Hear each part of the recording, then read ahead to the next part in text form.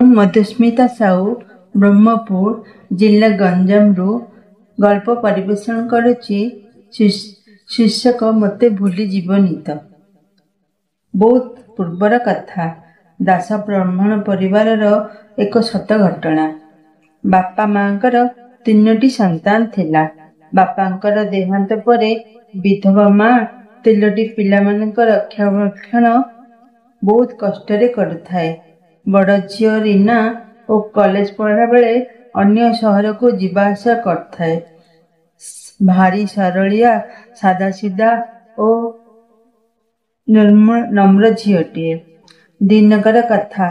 College रे पढ़ुथुवा बेले रवि रीना को प्रेम प्रस्ताव देइथिला। से दिन कॉलेज रे सिना मना करथिला, हेले परवर्ती मुहूर्त रे से छद्मवेश होई आसी प्रतिशोध नेबा उद्देश्य रे छलना रे पुणी थरे विवाह प्रस्ताव देइथिला। ताकू प्रत्याख्यान करिबारु विभिन्न प्रकार अभिनय करी मन को किणी नेला। उभयंक परिवार वर्ग सह पुंखानुपुंख आलोचना करिबा परे बाहागर निष्पत्ति नेले।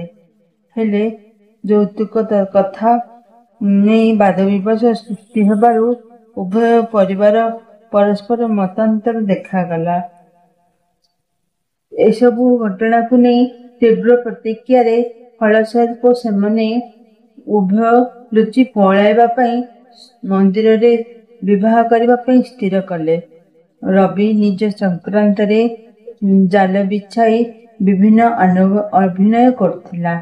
शांत सरल विश्वासी और निष्कपट रीना परी झियो को एपरी मिछ कही फांकी चलिला ओ शेष को विष खाई मरिबा को बाध्य कला। से विष खाइबा मिछ अभिनय करी रीना को मरण मुह को ठेली देइछि। शेषरे रीना आरपारी को चलीगला ओ संपूर्ण सतकथा प्रमाणित हो जिवा परे रवि को पुलिस बांधि नेला। जरिमाना और जेल दंड रे भोगिबाकू पड़िछि। रीना आत्महत्या करी मुक्तिर अवशेष रे घूरी बुलुछि। तार प्रियजन भग्नी मां और प्रिय मित्र को बारंबार स्वप्न रे आसी कहूछि, मते भूली जीवनी तो, मते भूली जीवनी तो। सेमाने भूली जीवनी तो। मो मुक्ति लाभ पाए ठाकुर सम्मुख रे प्रार्थना करो ओ मते मुक्ति देबारे साहाय्य करो। सबुदिन स्वप्न रे आसी लुह भिजा नयन रे एमिति ही भो भो कांदु थाए और कहताए मते भूली जीवनी तो।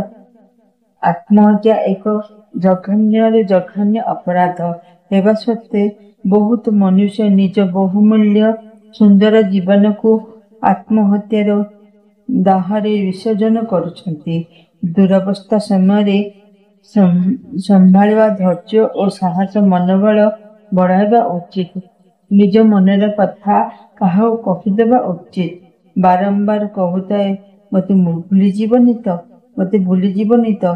ए करुण चित्कार आज भी कान भितरे गुंजरित होउची।